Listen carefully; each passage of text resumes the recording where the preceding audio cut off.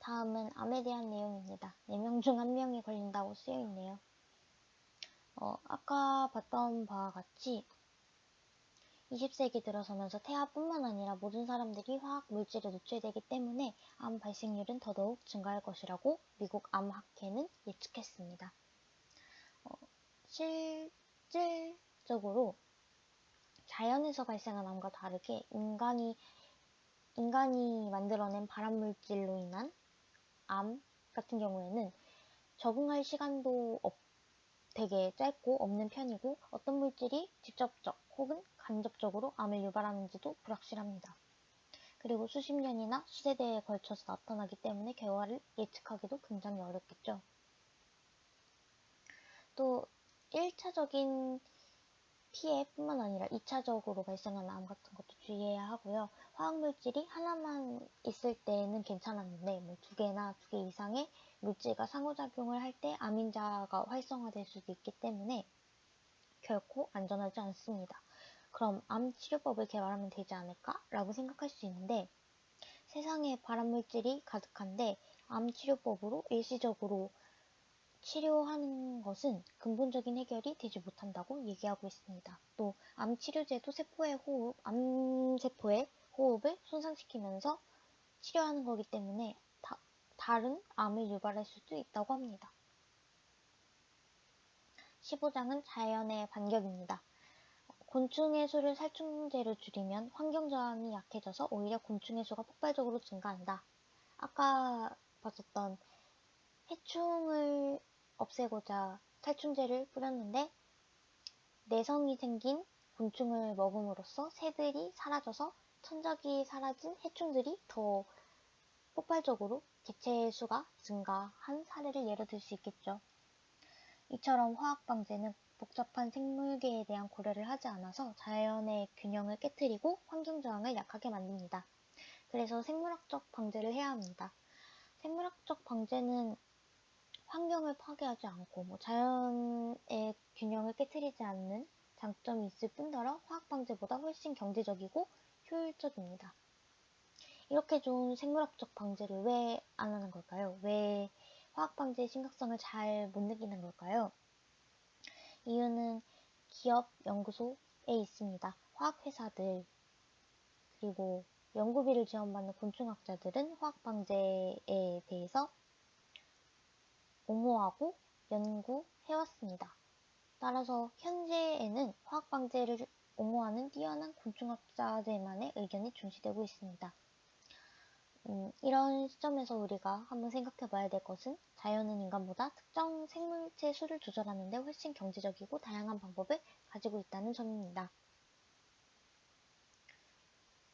인간이 아무리 똑똑하고 새로운 걸 발명한다고 하더라도 자연보다 더 위대할 수는 없다고 생각하고 화학방제보다는 생물학적 방제를 지향하려고 했으면 좋겠습니다. 16장은 밀려오는 비상사태입니다. 살충제를 통해 해충을 박멸하려고 시도하면 화학성분의 내성을 가진 곤충이 증가한다고 앞서 말했는데요. 그의 근거는 이제 1945년에 내성을 지닌 곤충은 12종밖에 없었는데 1960년대에 137종으로 급증했다는 결과에서 알 수 있습니다.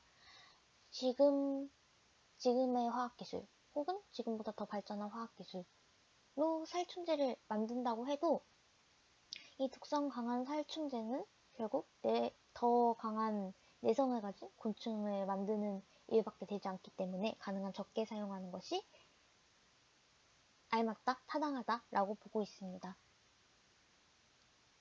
17장은 가지 않은 길입니다.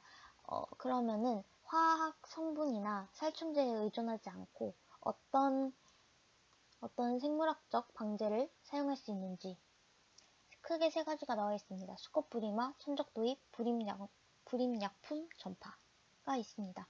근데 불임약품 전파 같은 경우에는 다수를 상대하는 경우에는 화학약품을 개발해서 설치해놔서 화학물질을 생성하기 때문에 비판을 받기도 합니다. 하지만 화학물질을 최소화한다는 점에서 의미가 있다고 봅니다. 마지막으로 이 책은 유독물질 사용이 유행처럼 번지는 현 상황에 대한 고찰이 필요하다. 그리고 곤충을 향해 겨누었다고 생각하는 화살은 결국 인간에게 되돌아올 것이다. 라고 얘기하면서 끝을 맺고 있습니다. 여기까지 각 장에 대한 정리였는데 어떠신가요? 좀 침묵의 봄이라는 책에 대해서 잘 알게 되셨나요? 그리고 안전한 살충제가 있는지에 대한 나름의 결론 내셨나요? 다음은 시사점으로 넘어가 보려고 하는데요. 이 책에서 논하고자 하는 바를 두 줄로 요약하자면 살충제, 화학적인 곤충 방제는 지양하자.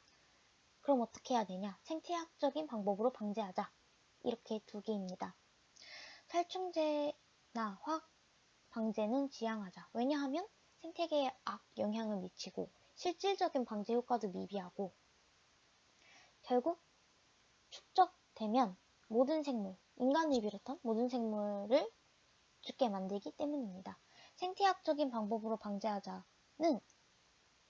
생태학적인 방법이 경제적이고 효율적이고 하지만 위력의 범위가 너무 넓기 때문에 생태학에 대한 지속적인 관심 및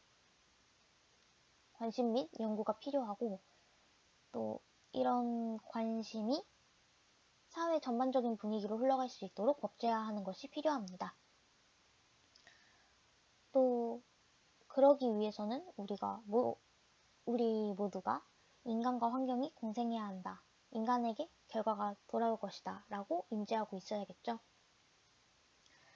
자연에 닥친 위험을 인식하는 사람은 극소수이고 이걸 해결하고자 하는 사람은 더더 적을 것입니다. 왜냐하면 공업화 시대를 지나면서 이윤만 추구하고 당장의 이익에 집중하는 사람들이 늘어났기 때문이죠.